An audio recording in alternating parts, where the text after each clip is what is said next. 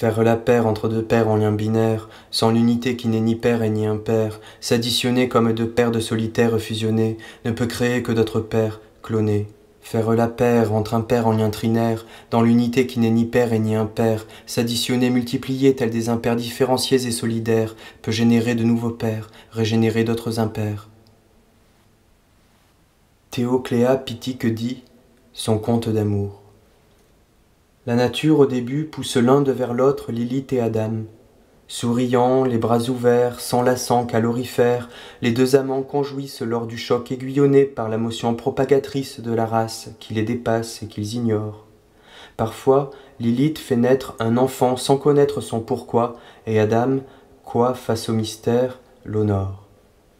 Adam sut un jour que sans lui ne naissait de Lilith aucun fruit. Il cliva leur union, s'arrogea le parce-que de la génération. Lilith eût préféré maintenir une étreinte indivise, inviolée par la guerre, duel qui vise à la férule et à l'emprise. Elle défie le lien trahi par Adam, devenu l'adversaire. Adam, mâle et scellé dans sa rage, trouva et put asservir la femelle Hawa disposée à servir, se réduire à son seul ventre gros, procréateur, pendant que Adam, pâteau, contrefacteur, bricolait et bramait des axiomes divins désincarnés sans vérité. Hawa et Adam s'enfermaient dans l'égoïsme hideux à deux pour se retrouver trois fêlures, que le tiers progéniture fût seul ou pluriel. Faire la paire entre deux paires en lien binaire, sans l'unité qui n'est ni paire et ni impair, s'additionner comme deux paires de solitaires fusionnés, ne peut créer que d'autres paires, clonées. Quand Lilith et Yeshua se rencontrent, tous deux se reconnaissent sœurs et frères en souffle et en chair, charnel et le surnaturel.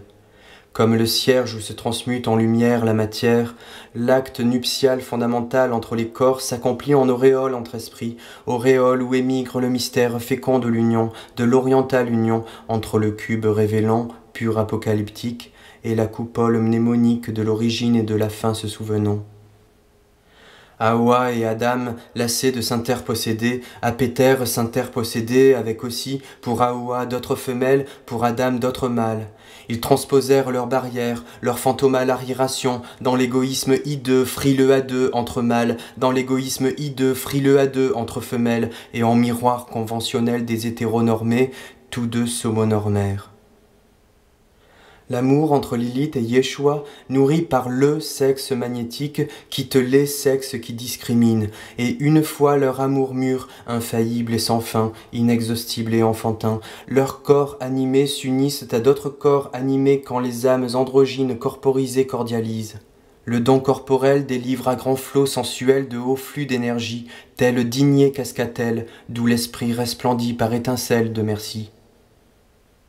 Et la fécondité spirituelle, accolée à celle matérielle, fonde seule à la fin l'union de Lilith, Yeshua, leurs amantes et amants, leur Myriam, leur Yohanan. Autour d'eux se raréfient les arriérés qui recherchaient l'union crispée sur la procréation, et jamais deux ne sont unis sans le tiers absolu qui les lie, le centre, par lequel sont suscitées les cardinales créations.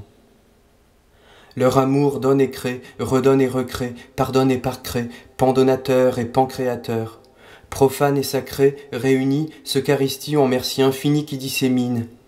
L'altérité, l'unité, l'autre et l'un sont unifiés par et dans le mystère trine. Faire la paire entre un paire en lien trinaire, dans l'unité qui n'est ni paire et ni impair, s'additionner, multiplier tels des impairs différenciés et solidaires, peut générer de nouveaux paires, régénérer d'autres impairs.